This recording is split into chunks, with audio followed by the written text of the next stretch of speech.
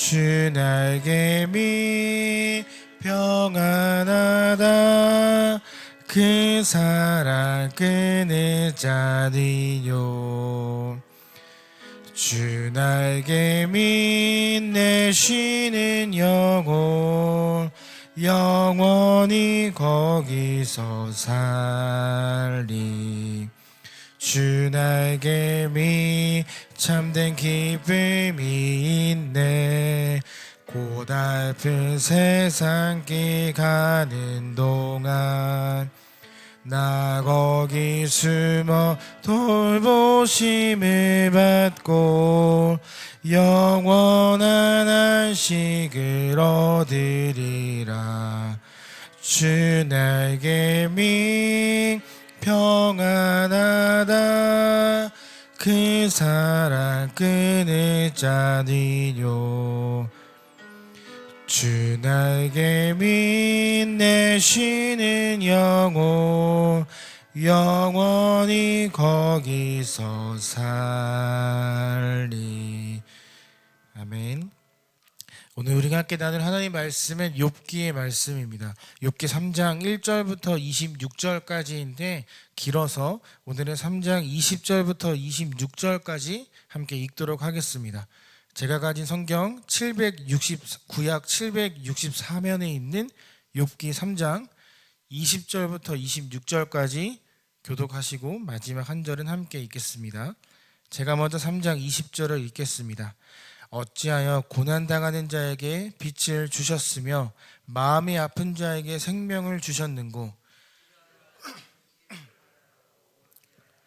땅을 파고 숨긴 보배를 찾음보다 죽음을 구하는 것을 더하다가 무덤을 찾아 얻으며 심히 기뻐하고 즐거워하나니 하나님에게 둘러싸여 길이 아득한 사람에게 어찌하여 빛을 주셨는고. 나는 음식 앞에서도 탄식이 나며 내가 앓는 소리는 물이 쏟아지는 소리 같구나. 두려워하는 그것이 내게 임하고 내게 무서워하는 그것이. 우리 함께 읽겠습니다. 나에게는 평안도 없고 안일도 없고 휴식도 없고 다만 불안만이 있구나. 아멘.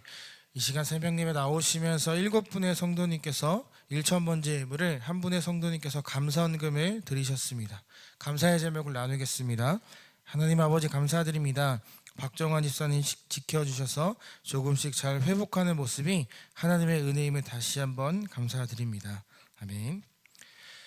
오늘 우리가 함께 나눌 이 욥기는 여러 가지 내용들을 담고 있죠. 근데 욥기는 이해할 수 없는 어려움을 지금 경험하고 있는 한 사람의 이야기를 담고 있습니다. 혹시 내 의사와는 상관없이 벌어지는 그 상황 속에 있었던 적 혹시 있으신가요? 우리가 전혀 예상하지 못한 그 상황 앞에 서게 되면 순간 생각이 정지가 되거나 그 사실을 믿지 못하고 부정하다가 마지막에는 그 모든 탓을 나에게 돌리게 됩니다.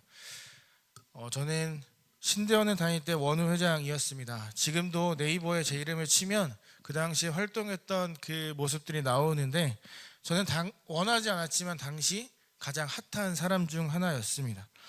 모든 걸 다 말씀드릴 수는 없지만 대학원의 총장님이셨던 분이 해서는 안 되는 잘못을 했습니다. 분명한 잘못은 했는데 그분에게 이것이 잘못이다 라고 말할 물증이 없었습니다. 그러다가 결국 그 물증이 세상에 드러나게 되었고 배임 혐의로 총장님이 고소를 당하게 되었습니다. 제가 원우 회장이 되었던 건 정치적인 목적이 있었거나 혹은 그런 높은 어떤 권력을 잡기 위해서가 아니었습니다. 제가 처음 원우회를 나가게 되었던 건 적지 않은 수의 회비를 원우들이 내고 있는데 이게 어디에 쓰이는지 투명하게 보이지 않는 것이었습니다. 그래서 동기들과 함께 이 회비가 정말 바르게 쓰인다면 얼마나 좋을까라는 이야기를 나누다가 제가 등 떠밀려 회장의 자리에 나아가게 되었습니다. 정치에 대한 관심, 총장이 어떤 잘못을 했는지 전혀 관심이 없었습니다. 무인 프린트, 무인 매점, 장학금, 다양한 복지 사업을 하고 이제 금요일이 되어 제가 사역하던 교회로 돌아가던 중이었습니다. 갑자기 모르는 번호로 전화가 오기 시작합니다. 제가 교회로 가던 그 시간 동안에 고소가 진행이 되었고 언론사들이 그 상황을 알고 학교의 회장이었던 저에게 총장의 배임 혐의에 대해 어떻게 생각하느냐를 묻기 위한 전화가 오기 시작한 거죠. 그날만 10개 가까운 언론사의 전화를 받았습니다. 정치에 아무런 관심도 없고 뭐로 고소를 당했는지도 알지 못하지만 직감적으로 말을 조심해야 하는구나, 회장이기에 말을 아껴야 하는구나 라는 생각을 하고 모든 상황을 파악한 후에 통화하겠습니다 라는 말을 하고 끊었습니다. 교회에 도착했는데 마음이 안정이 되지 않더라고요. 그래서 제가 사역하던 그 부서실에 가서 앉아 있는데 다시 전화가 울리기 시작했습니다. 그 총장님을 싫어했던 학생들이 앞으로 어떻게 대처할 것이며 행동할 것인지를 당장 밝혀라 라는 전화와 잘 모르는 목사님들의 전화가 쏟아지기 시작을 했습니다.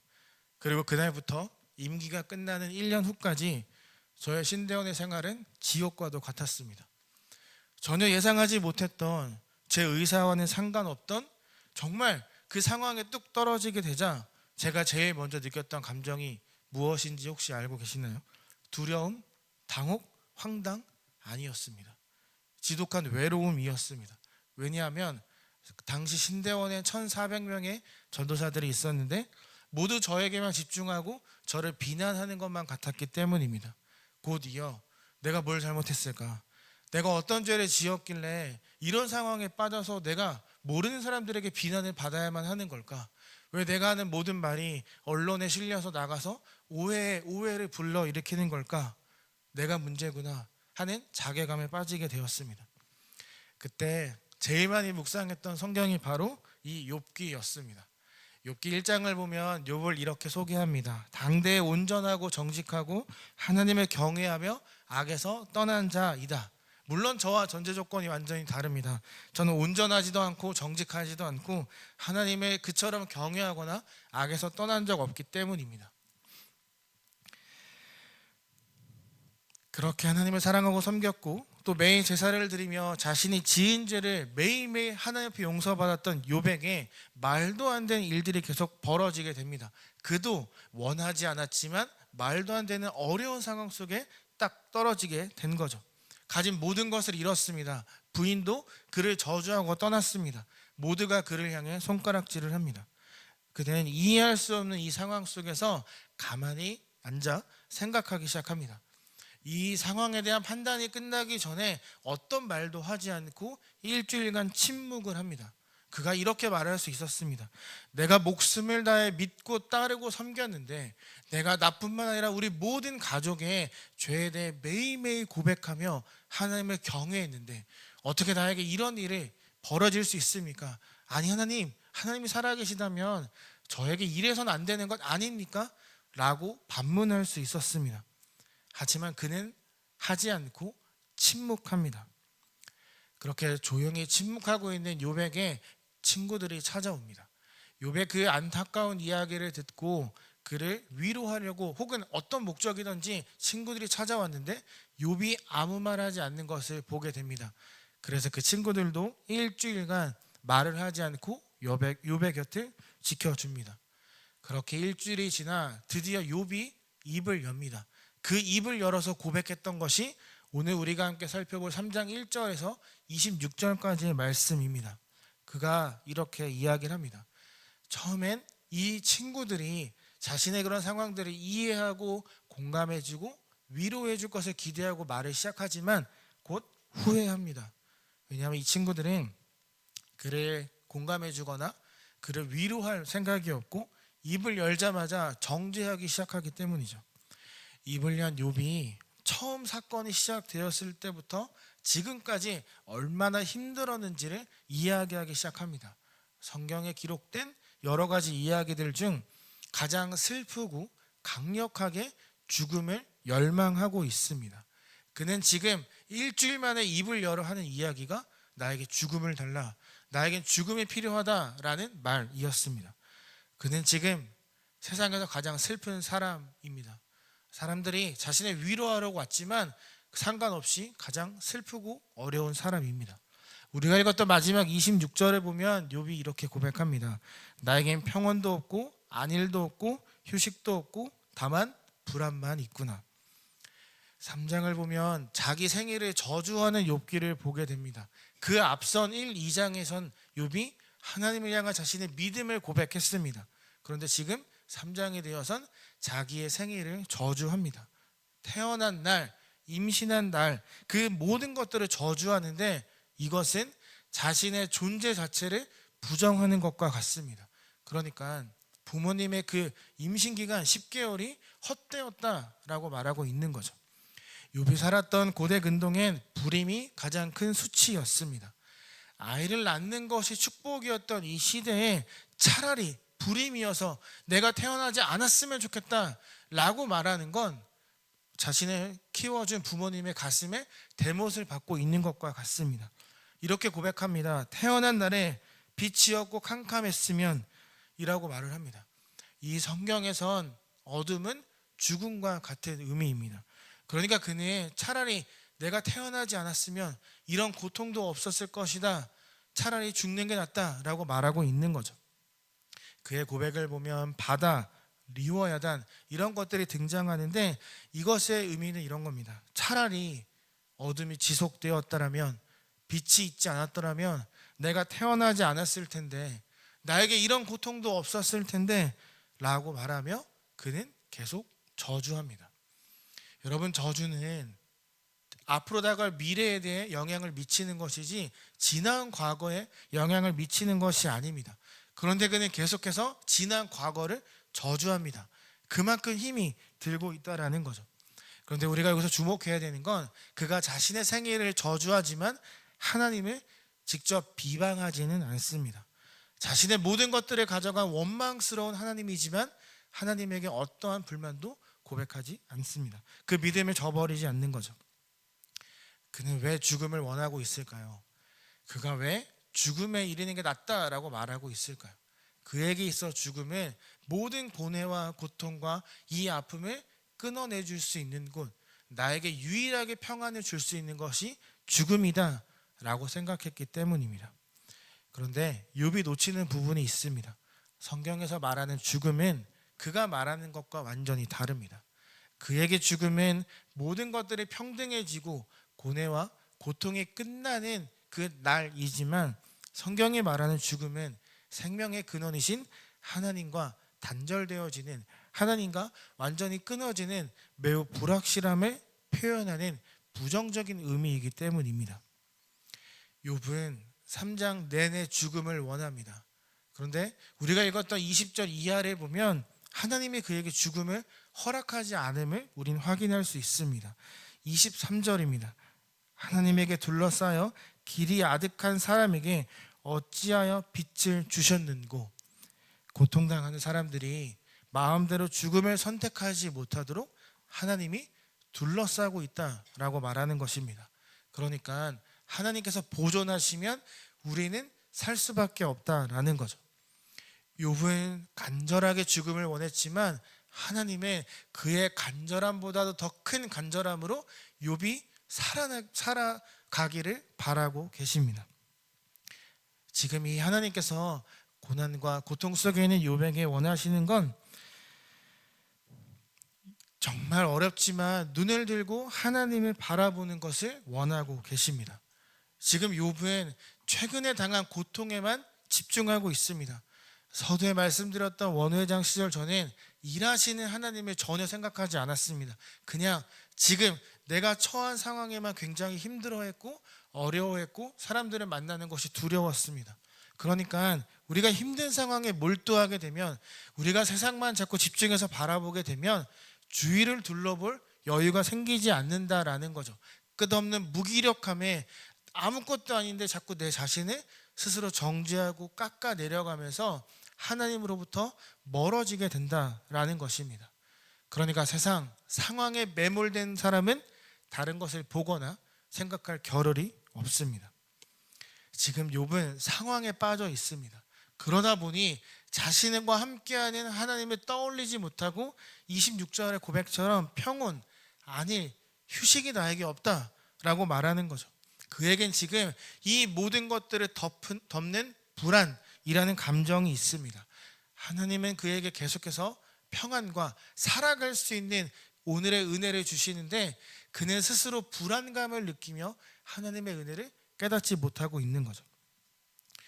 우리가 가만히 생각해 보면 우리가 가진 99가지보다 가지지 못한 한 가지에 우리가 집중할 때가 있습니다. 그러니까 긍정적인 것보다 한 가지 부정적인 게 우리 삶에 더 큰 영향을 미치고 있다라는 거죠.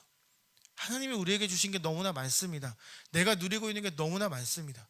그런데 누리지 못하는 그 한 가지에 자꾸 우리의 마음과 시선이 고정되면서 하나님을 잊어가게 된다라는 거죠. 그 한 가지에만 몰두하면서 다른 것, 하나님을 바라보지 못하는 게 우리들의 삶의 모습일 수도 있다라는 것입니다.